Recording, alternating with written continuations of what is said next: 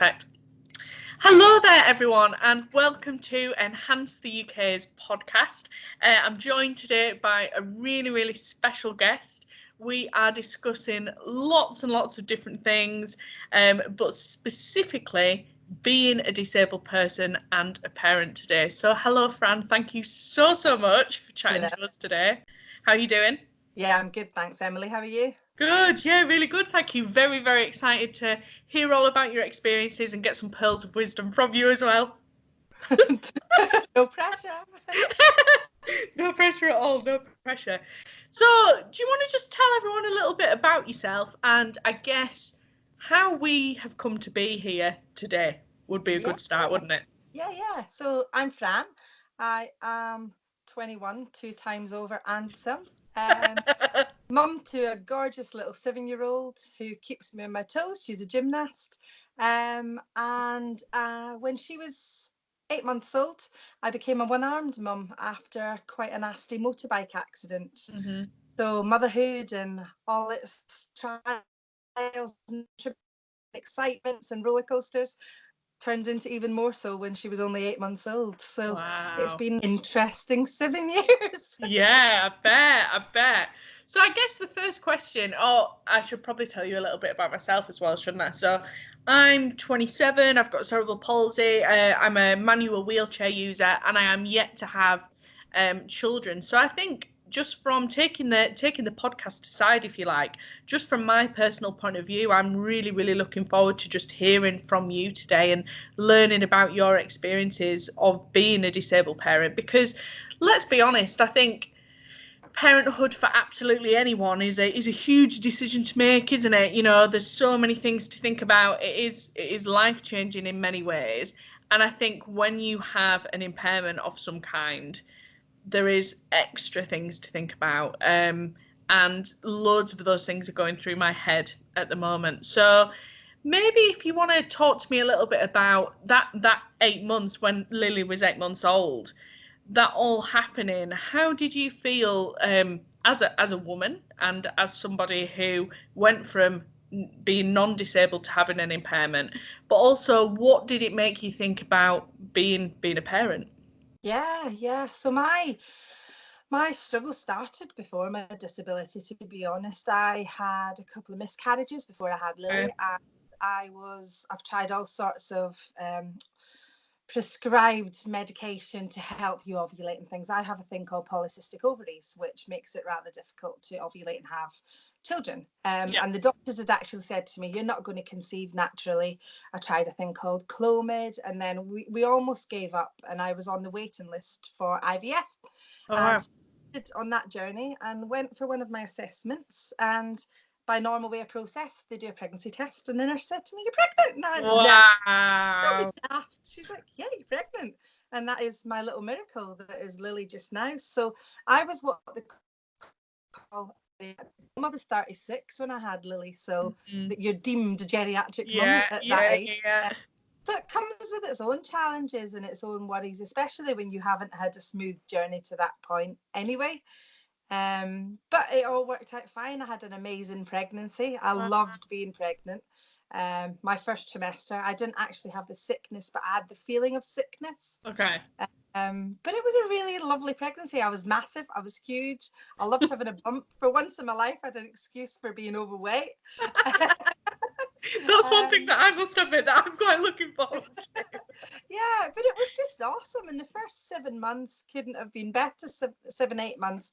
But when Lily came along, they just couldn't have been better. It's so exciting. I mean, it's also really daunting. Somebody lets you home from hospital with this brand new baby, and you're responsible for that child. You've got all the rules to make, the hows, the whys, the wherefores. And I think we sat for the first couple of hours looking at this. I was going to say tiny, but she wasn't tiny. My Lily was 10 pound too, but she's still tiny in the context of people looking at this tiny little thing thinking, oh my God, I have to keep you alive. Yeah. I don't know how I'm going to do that, but somehow you just manage, you do it. It's funny, you almost go into autopilot. Is it true what they say about like the natural instinct? Yeah. It is. Yeah. It really, really is. And even through the exhaustion and the adrenaline and everything else, I had a smooth pregnancy, to be honest. I got induced and I had a heart condition at the time. But even despite that, I had a relatively smooth pregnancy. She wasn't in any hurry, don't get me wrong, but it was relatively smooth. I Yeah. didn't have any issues. There was no emergencies during the procedures or anything like that. I got home quite quick after it. So it was normal in many Yeah. ways. Yeah. So I can't relate to people who've had to have emergency sections and things, which I can only imagine must be traumatic. So we got home really smooth, normal bring baby home situation. My first dramas was getting mastitis. So when you breastfeed, and sometimes you end up with mastitis, and I got Yeah. it really bad. And that, I think, before my accident and becoming disabled, I think was the biggest challenge for me, because you feel like a failure when you can no longer breastfeed your children. And there's so much pressure put on you by midwives, by various different breastfeeding people to breastfeed your child. It's the best for them. Yeah, we know it's the best for them, but sometimes it just It's isn't just bloody not possible. possible. Yeah. Yeah. So I think that was my first probably feeling a failure as a parent, to be honest. But you put a brave smile on, you put the face on, and you do what you've got to do. But I Yeah. think that was the moment when one of my best friends gave me a saying that will stay with me forever. And she says to me, "Do you know what, Fran? Stuff everybody." She says, "You do what's right for you and your baby, because only you knows what's right for the two Yeah. of you." Wow. 7.5 years on, I still remember Remember that saying, that. and I pass it on to others who are having a bit of a challenge. And yeah, it's the most Right. helpful bit of information anybody ever gave me along the 7.5 years. Yeah. Yeah. Almost don't take the advice. Yeah, yeah. She wasn't Amazing. quite as polite as sometimes, but yeah, it was. Yeah, you do what's right for you and yours. Brilliant, brilliant. And then 8 months in then, so did that feeling, without kind of going too deep too quickly, if you like, did that feeling of failure and that worry kind of carry on when after you'd had your accident? How did that change things or affect things? Oh, it was horrific. I mean, just to give you a bit of context about the day, I ride motorbikes, or I used to ride motorbikes. Yeah. And that day was the day I was having a sidecar fitted for Lily. So it Okay. had little Isofix Wow. fittings, baby seat fitted in. It had roll bars on it. It was hugely safe. And even on the day of the accident, with that fitted, had Lily been in it, she would have been okay. Because it was almost undamaged. It Wow. was motorbike to motorbike, so it was the person on the bike that was injured. Um, but it just, I don't know, it almost makes it not real, the actual day, if that makes sense. So I went to pick up my sidecar from my mate who had custom built it for me, and we had a lovely ride out all day. We must have did about 100 miles. It was brilliant. And we were about a mile from his garage, where I'd gone back to pick up her car seat when the accident happened. Wow. The things happen for a reason, and my belief is she was never ever meant to be in that sidecar for whatever rhyme or reason. I need to hang on to some rhyme or reason. Yeah, And God, that, yeah. yeah, I believe that everything happens for a reason, no matter how shit it is sometimes. But I believe that was the reason that happened and how it did. So you're in hospital, you're in okay care, your baba's at home with her dad, and that itself, at such a young age, being separated from your baby, that was horrific.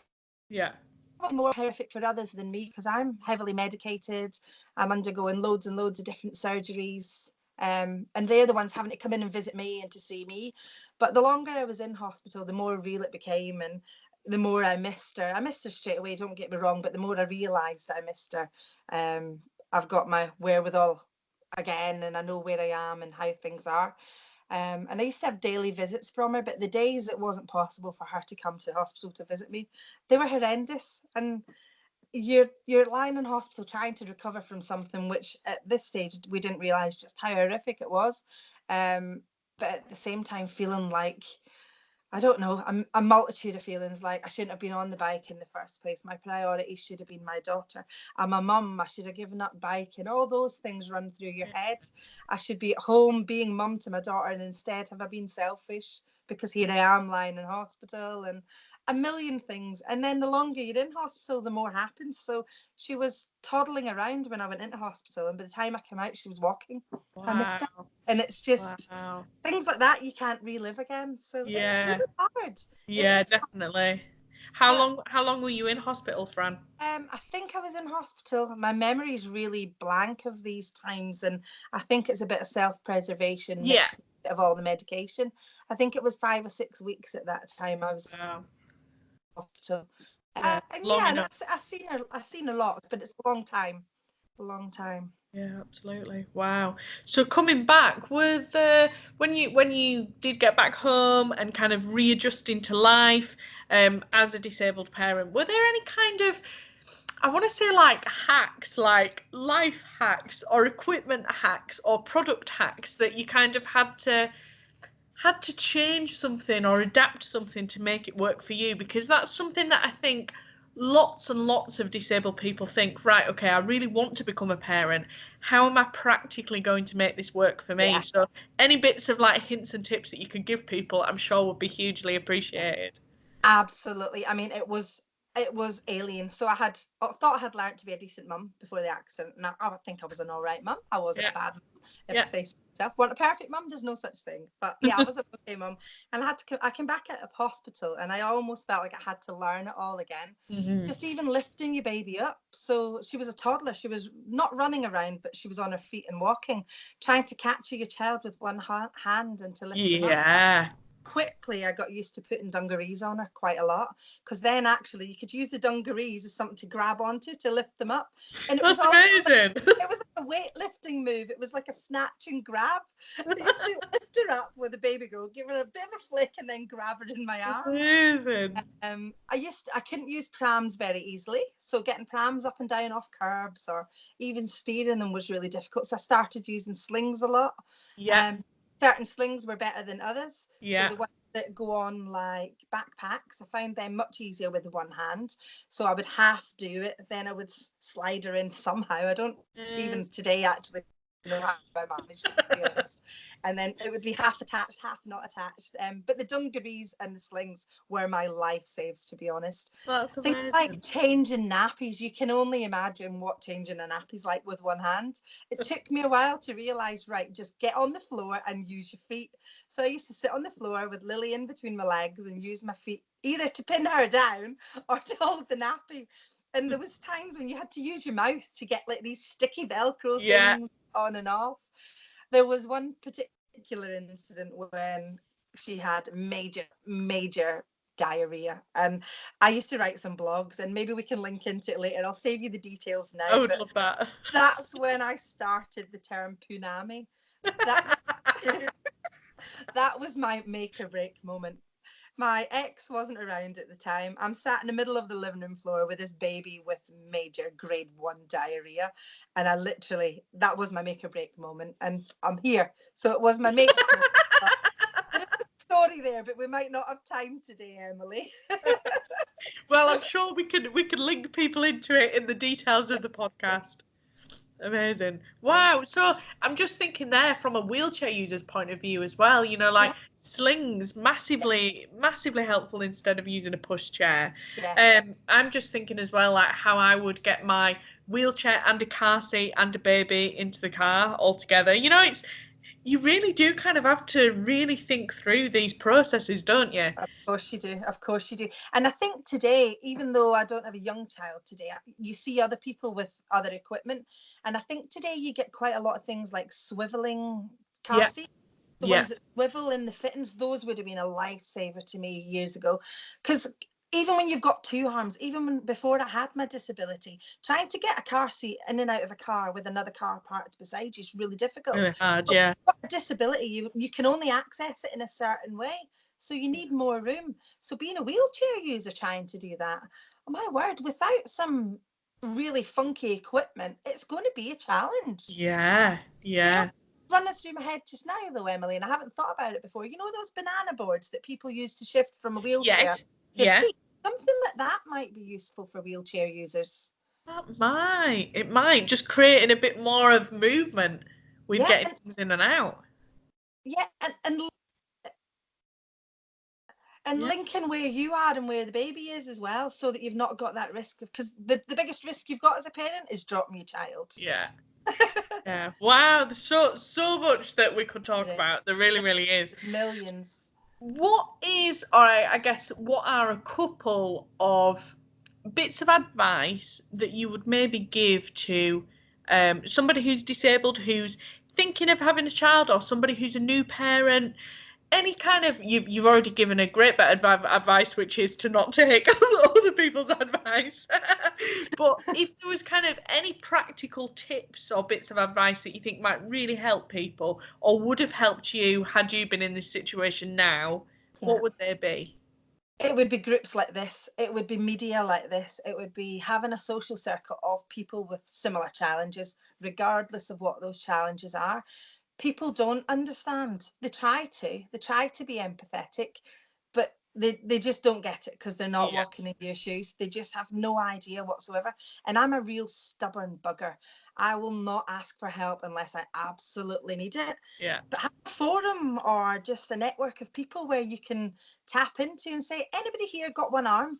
How do you do this? yeah, absolutely. Rather than trying and failing and trying and failing. Failing's okay because I use this with my 7-year-old now. Failing is your first attempt in learning, but Yeah, when you've tried something 4 or 5 times and you still can't manage it, it starts to grind you down and you lose a little bit of absolutely. faith. And having somebody else or other people in a network to be able to go to, it's precious. So the things that Enhance the UK are doing, having that network, having that social circle where you can reach out to others, I think that's invaluable. And I think that would have made my life a lot easier back then if I had access to something like that. Yeah, yeah, absolutely. Well, that's something that we could definitely look at putting together if I do ever have children. That might be a really good thing to look at putting together. Jenny, our CEO, has just had her second little girl. I'm She's called so excited. Ayla. So she would be a really great person to talk to from the kind of hearing loss, deaf community side Yeah. of things. Yeah, that would be something to really think about. I wonder if that is even in existence now. I'm not sure, to be honest, but No, if it isn't, it definitely should be. yeah, that'd be Really great. That'd be should be. really good. Maybe that's something for us to look at, Fran, as Pop a on as a the potential list. project. That would be really, really good. So what does Lily think then? I mean, she won't know any different. You're the only mum she's got, so Yeah. I'm assuming that she won't know any different. But now that she's at school and things like that, has there been any issues there? Has she had any questions? Where are you at now within your relationship?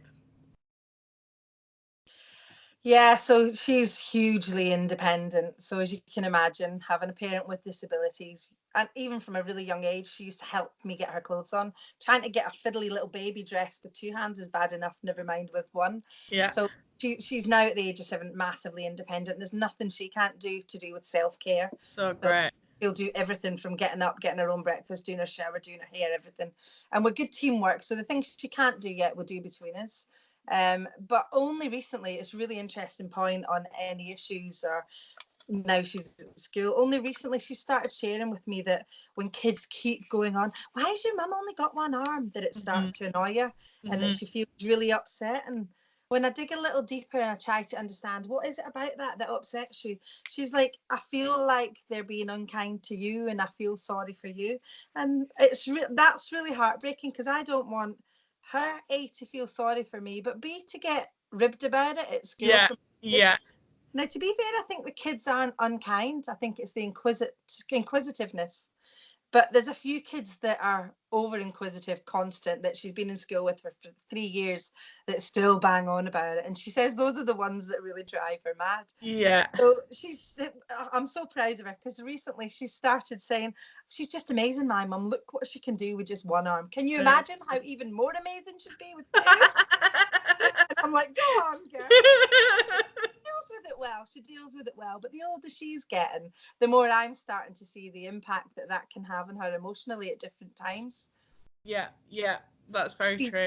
she's fearfully protective of me. I mean, I'll give you a really funny story. We were sat in a cafe one day down at the local park, and this little girl kept staring. She's like, Mum, Dad, look, she's only got one hand. And the dad's looking, and the dad's nudging the mum, and the mum's, all three of them are staring. Now, me and Lily are always open for questions Yeah, and it's all right to ask questions and approach people, but there's a way to do it. Yeah. And I've taught Lily that from a really young age as well. And Lily just piped up. She was only about 5. It's really rude to point, you know. Amazing. They couldn't look away quick enough. But equally on the other side of that, when people are inquisitive, I'll always have a joke. So kids will come up straight up and they'll say, "What happened to your arm?" And I'll go, "It got bit off by a shark." And Lily's like the serious one. She's like, "Just ignore her. She's always taking the mickey. It was a motorbike accident."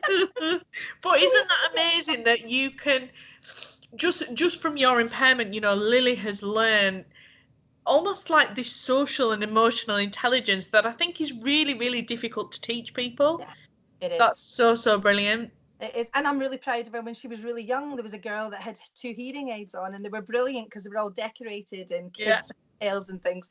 And she's like straight over, and she says to the mum, "Is it okay if I speak to her? And how do I speak to her?" And mum said she can lip read, just speak slower. And just it was across a bus, we were on a bus trip, and just watching her interact, and she's like that to the girl, "I love your hearing aids, and your pictures are gorgeous." And that was it. There was nothing else about it. Off she went. And it makes you proud, because you know that had I not had this situation myself, I wonder if I would have been quite as empathetic, or whether I would have realised the importance of making her as empathetic.